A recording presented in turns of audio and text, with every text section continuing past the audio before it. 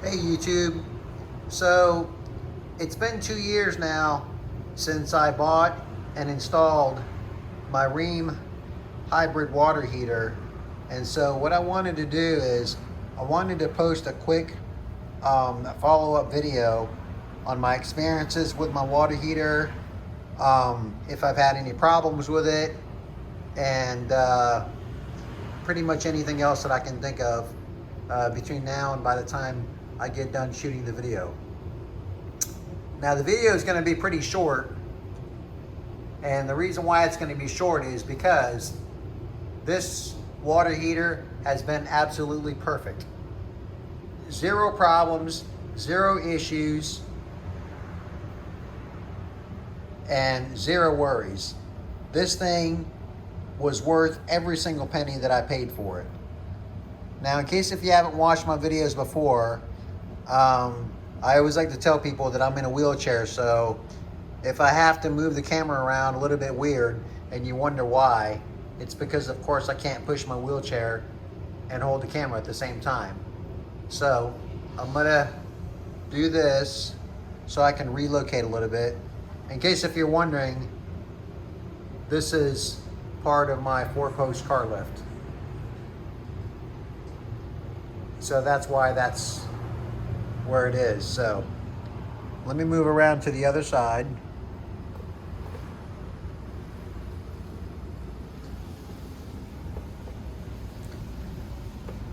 And so like I said, this water heater has been absolutely perfect. Of course I do the maintenance on it, which pretty much all that means is that I clean the air filter up top once a month, and of course I flush the water heater twice a year. And like I said, this thing has been absolutely awesome. That's the attachment or the fitting that I put on the bottom, because I don't like the way that they come from the factory with those little cheap water hose connections. So this one works much easier for me. And like I said, I flush it twice a year, in January and then around May or around June or July. So this is how I have the condensation line from the heat pump draining. So it comes out of the water heater and it comes here, and I made this little contraption. That little cap there is so I can put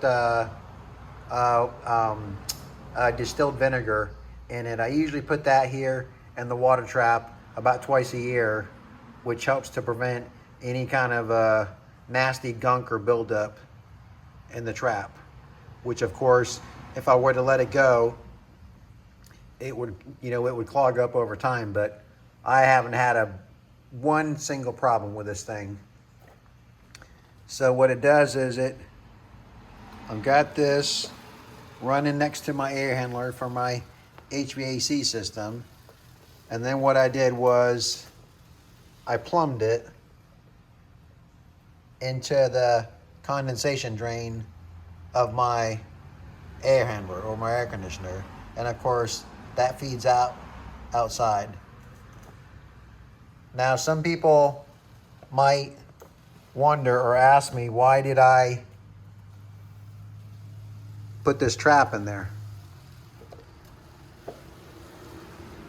And so the answer to that is because I learned that you always have to have some kind of a trap or a water vapor barrier when you're using any kind of AC condensation, because what would happen is, see, originally this T wasn't there, okay? So that was a straight pipe.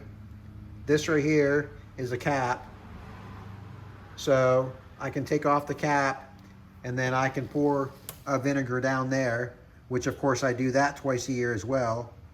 But if I did not have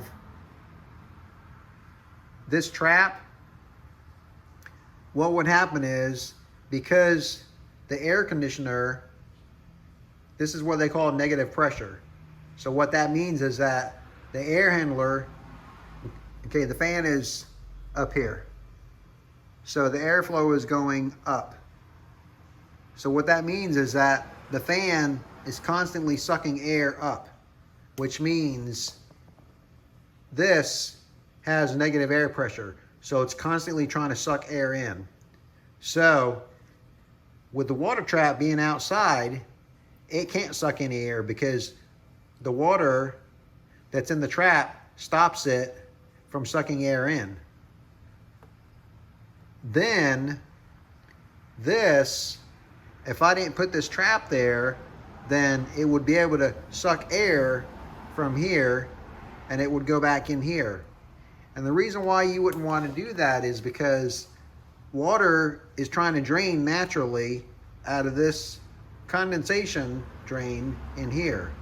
But if there's negative pressure, then the air is being sucked in and it would cause problems for the water to drain properly from the from the condensation from the coil inside the air handler, which is right about in there.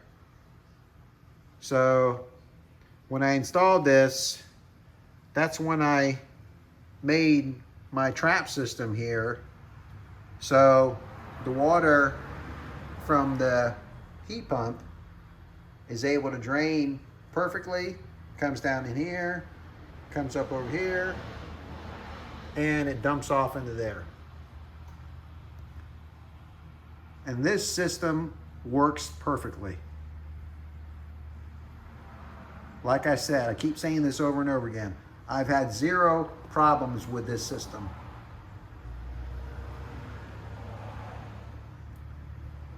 I was a little bit hesitant on spending the money on this hybrid water heater in the beginning because if you've ever priced one of these, they're kind of expensive. They're usually on average, they're about double the price of a normal water heater, but they use so much less electricity. You can either run these things in what they call standard mode, which means it'll use a combination of the heat pump, which is up here, and it'll use the normal heat strips, which of course there's a set there behind that cap, and then there's another set there behind that cap.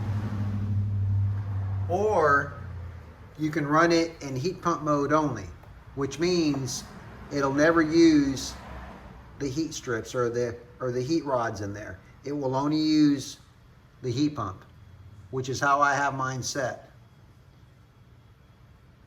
My water heater uses roughly about 600 watts when it's running. And to put that into comparison, my wife's hair dryer uses about 2,500 watts. So this thing is just awesome. It more than is enough hot water for me and my wife. We have never ever run out of hot water before. This thing just works awesome. So if anybody has ever been on the fence about buying one of these Rheem water heaters, hybrid, they are absolutely worth every penny.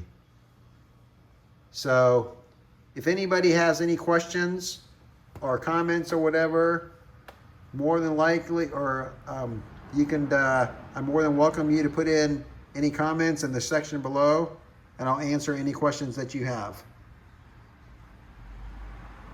So that being that, you guys have a good day, and I'll talk to you later.